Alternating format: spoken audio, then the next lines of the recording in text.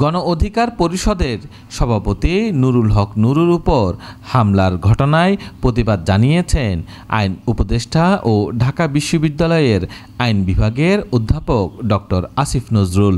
তবে তার এই প্রতিবাদ ঘিরে জাতীয় নাগরিক পার্টি এনসিপি নেতা হাসনাত আবদুল্লাহ সামাজিক যোগাযোগ মাধ্যমে কড়া প্রতিক্রিয়া ব্যক্ত করেছেন।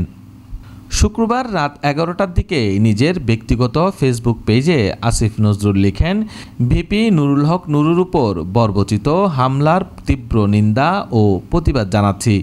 এই পোস্টের মন্তব্যে হাসনাত আবদুল্লাহ লেখেন, প্রতিবাদে কাজ আপনার, ভণ্ডামি বাদ দেন স্যার। যে জন্য বসানো হয়েছে সেটা না করে কি করছেন এইসবের হিসাব দিতে হবে। কে কোথায় কিভাবে কোন কাজে বাধা দিচ্ছে এইসব খবর আমাদের কাছে আছে।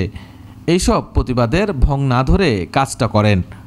প্রসঙ্গত শুক্রবার রাতে রাজধানীর বিজয়নগরে জাতীয় পার্টি ও গণ অধিকার পরিষদের নেতাকর্মীদের মধ্যে সংঘর্ষ হয়। এরপর আইনশৃঙ্খলা বাহিনীর লাঠিপেটায় গুরুতর আহত হন নুরুল হক নুরু।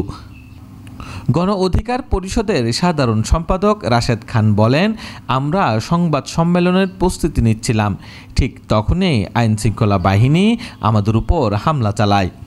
ডক্টর আসিফ নজরুলের প্রতিবাদে অনেকেই সমর্থন জানালেও এনসিপি নেতা হাসনাত আবদুল্লাহর তীব্র প্রতিক্রিয়া সামাজিক যোগাযোগ মাধ্যমে নতুন আলোচনার জন্ম দিয়েছে। কেউ একে রাজনৈতিক দায় এড়ানোর চেষ্টা বলে মন্তব্য করেছেন।